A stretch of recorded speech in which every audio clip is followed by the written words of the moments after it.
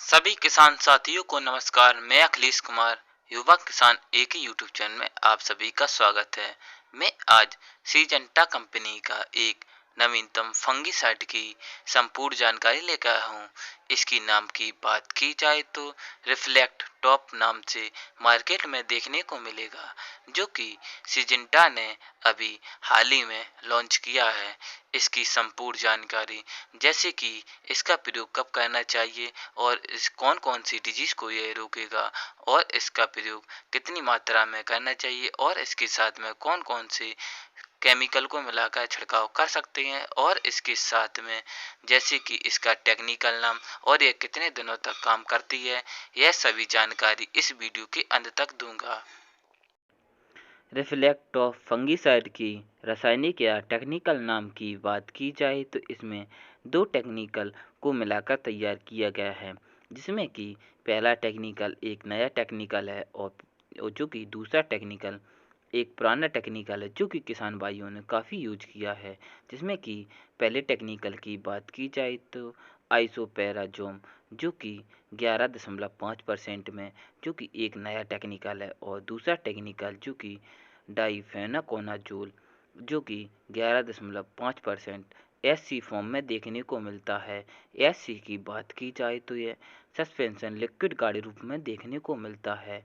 जिसमें कि इन दोनों की ग्रुप की बात की जाए तो यह आइसोपैराजोम, जो कि ग्रुप 7 का यह फंगिसाइड है, और जिसमें कि डाइफेनाकोनाजोल, जो कि ग्रुप 3 का फंगिसाइड है, जो कि काफ़ी बढ़िया और बेहतर रिजल्ट दिखाने में सक्षम होते हैं, जो कि फंगस को प्रिवेंटिव और क्रिएटिव दोनों तरीके से कंट्रोल करने में सक्षम होते हैं। रिफ्लेक्ट ऑफ फंगिसाइड की मोड ऑफ एक्शन की बात की जाए तो यह किस प्रकार से काम करता है। यह सिस्टमेटिक तरीके से और ब्रॉड स्पेक्ट्रम क्रिया द्वारा काम करता है। जिसमें कि सिस्टमेटिक एक्शन की बात की जाए तो जैसे ही आप खिंचाव करते हैं तो यह पत्तियों और जड़ द्वारा अवशोषित होकर पूरे पौधे पर फैल जाता है। और जिसमें कि ब्रॉड स्पेक्ट्रम क्रिया की बात की जाए तो यह जैसे कि फंगस के अलग अलग समूह को बड़ी आसानी से कंट्रोल कर लेता है। जैसे कि अलग अलग डिजीज लग जाती हैं, जैसे कि डाउनी मिल्ड्यू, पानी मिल्ड्यू, एंथ्रेक्नोज, लीफ स्पॉट जैसे फंगस को यह काफ़ी तेज़ी से कंट्रोल करने में सक्षम होता है। रिफ्लेक्ट ऑफ फंगिसाइड कौन कौन से फंगस को कंट्रोल करता है। यह स्टीम बोरर और लीफ स्पॉट को विशेषकर कंपनी ने इन दोनों फंगिसाइड को कंट्रोल करने के लिए ही बनाया है। और इसके साथ में जैसे कि इसका प्रयोग किया गया है तो यह लेट ब्लाइट और अर्ली ब्लाइट के साथ फ्रूट स्पॉट में भी काफ़ी बढ़िया और बेहतर रिजल्ट दिखाने में सक्षम होता है। रिफ्लेक्ट ऑफ फंगिसाइड को किन किन फसलों और क्रॉपों में इसका इस्तेमाल कर सकते हैं। इसका इस्तेमाल विशेषकर धान में, गेहूं में, शिमला मिर्च में, साथ में आलू में, गोभी में, सभी सब्जी वर्गीय फसलें और फल वर्गीय फसलों में इसका प्रयोग बड़ी आसानी से कर सकते हैं। रिफ्लेक्ट ऑफ फंगिसाइड की रेसिडुअल एक्टिविटी की बात की जाए तो यह खिंचाव करने के बाद कितने दिनों तक काम करती है। यह जैसे ही आप खिंचाव करते हैं तो यह आपकी फसल में सुरक्षा बनाकर रखती है और यह लगभग 10 से 15 दिनों तक फसल में कोई भी नुकसान जो कि फंगस जनित होता है तो उसे रोकती है और काफ़ी तेज़ी से फंगस को कंट्रोल करती है। रिफ्लेक्ट ऑफ की रेनफाशन एक्टिविटी की बात की जाए तो यह खिंचाव करने के बाद कितने समय बाद इस काम करना स्टार्ट कर देती है। जैसे ही आप खिंचाव करते हैं तो यह 2 से 3 घंटे के अंदर में यह लगभग 80 से 90% रिजल्ट दिखाने में सक्षम हो जाती है।